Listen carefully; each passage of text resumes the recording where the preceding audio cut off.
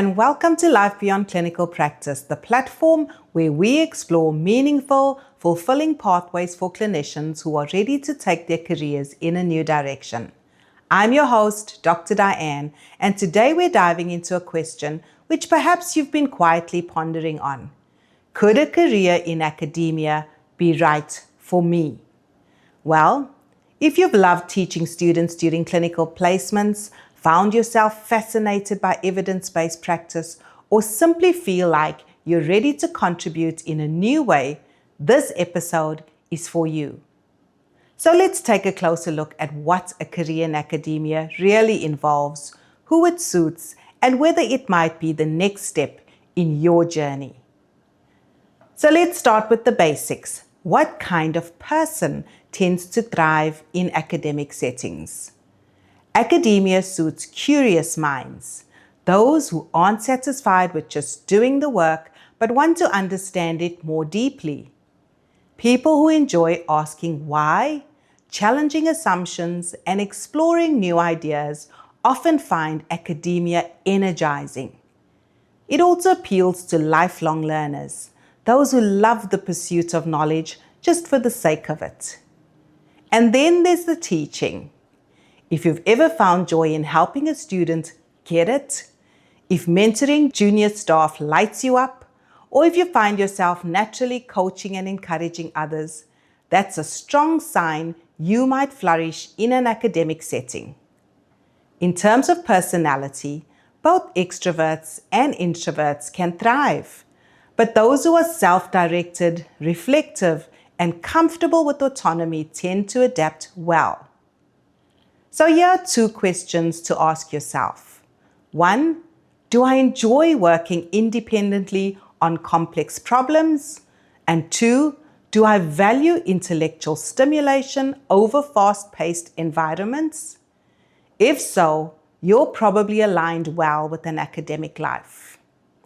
Now let's talk about what's great about academia. One of the biggest draws is intellectual fulfillment and the freedom to explore your ideas.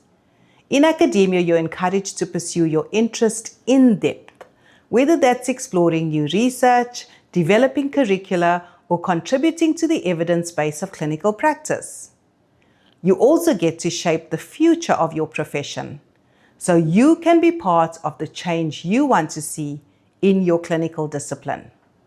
And teaching and mentoring students can be incredibly rewarding, especially when you see their growth over time.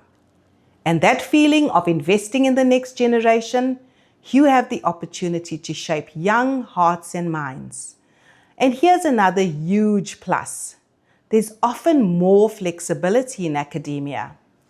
While it's not without deadlines or demands, you typically have more control over how you use your time, especially outside of teaching periods. And let's not forget impact. In clinical practice, you might make a difference one patient at a time, but in academia, your research, your teaching, and your influence overall can shape hundreds, if not thousands, of future clinicians and patients alike. It's like planting seeds that will bear fruit over time and become part of your legacy. Now, of course, no role is perfect, and academia itself has its challenges. There's often a fair bit of bureaucracy. Universities can be complex environments with lots of committees, systems, and politics to navigate. And the workload? It can be intense. You may be juggling teaching, marking, meetings, research, deadlines, and more all at once. And these demands are often changing from semester to semester. If you pursue a research-heavy role, you might face pressure to publish or perish, constantly applying for grants, submitting research articles, or chasing funding opportunities, all of which are important for climbing the ranks in academia. Compensation can also vary. Depending where you are in the world, or which institution you get to work for, academic roles, especially early on, often pay less than clinical work. And in some cases, these roles are either part-time or fixed term. So job security may initially be a challenge, but the experience you gain can stand you in good stead when applying for full-time roles. One other challenge is the shift in feedback. In clinical work, it's not uncommon to get immediate results depending on your discipline. You help someone, you see the outcome in a relatively short space of time. But in academia, the rewards are less tangible and often longer term, which could feel a bit unsettling at first when you're accustomed to traditional success metrics.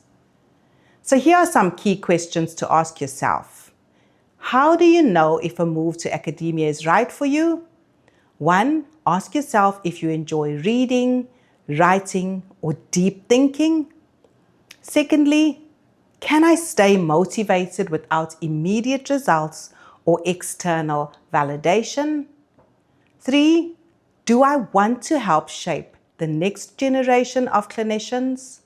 Question number 4. Am I okay with complexity, ambiguity, juggling multiple demands, and sometimes working alone? And finally, ask yourself, what does success look like for me 5 years from now?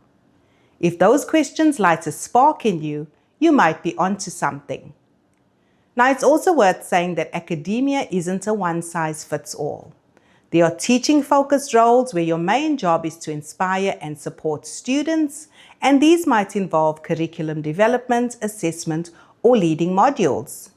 Then there are research-heavy roles, ideal if you love exploring clinical questions, testing ideas, and contributing to the evidence base. You could also move into leadership roles, shaping the direction of departments or even influencing policy through higher education. And for those not ready to jump in full-time, there are adjunct to associate roles. These allow you to test the waters while still practicing clinically. So if you're curious, start small.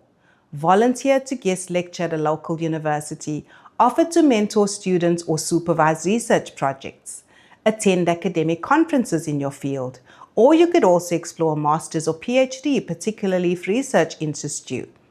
And important, institutions vary in their demands for qualifications, but increasingly a PhD is the pursuit for all academics.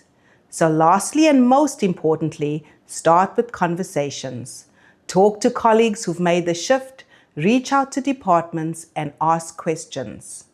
You don't have to have it all figured out to begin exploring.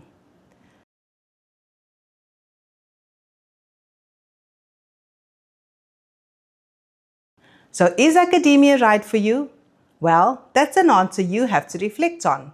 But if your curiosity is piqued, and if you're craving impact, or the idea of shaping the future of healthcare excites you, then maybe, just maybe, it's a path worth exploring. That's it for today. Thank you for joining me on Life Beyond Clinical Practice, and I'd love to hear your thoughts. Have you considered a career in academia? Are you already in it and you'd love to share your journey? Then connect with me via email or on social media.